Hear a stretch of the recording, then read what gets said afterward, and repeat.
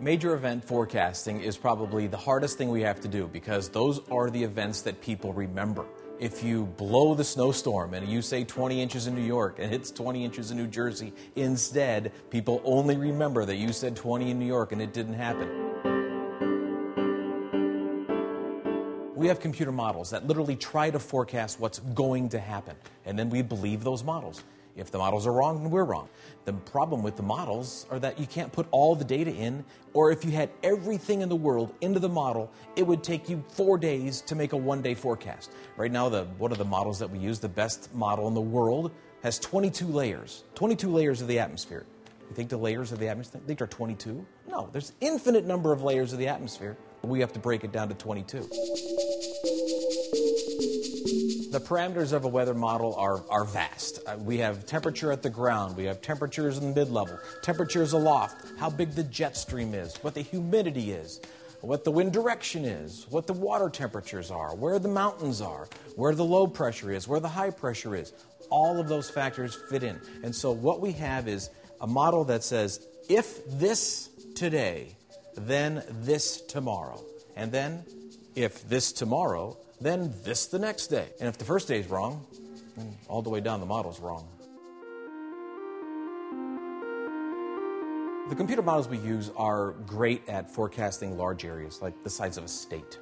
The problem is many models and many events that you remember happen within a few miles, where the rain changes to ice, changes to snow right over your city. So Toledo, it's raining, and Mount Clemens, it's snowing, and somewhere in between in Detroit, there's a hailstorm or an ice storm.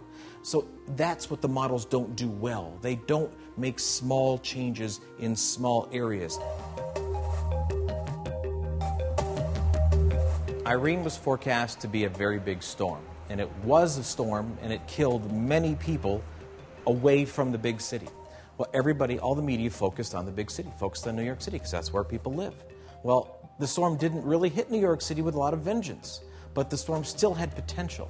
So we couldn't let it down. When Irene made landfall, it had the same pressures as storms like Charlie, Francis, Jean, Wilma, Ivan.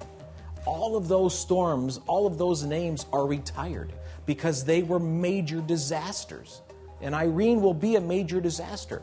It just didn't hit New York City like some of the forecasts were saying. And so that's all the people of New York City remember. Oh, look what they said and look what happened. Well, talk to the people in Vermont, see if they think it was under forecast. As a meteorologist, whether you're on TV, working for the Hurricane Center, Serious Storms Forecast Lab, local weather station, doesn't matter. You're out there trying to protect people, trying to protect the livelihood, trying to protect their lives. We're the king of worst case scenario. That's what my wife calls me. Don't you ever think about the best case scenario? No, because you can't prepare for the best case scenario. You can only prepare for the worst.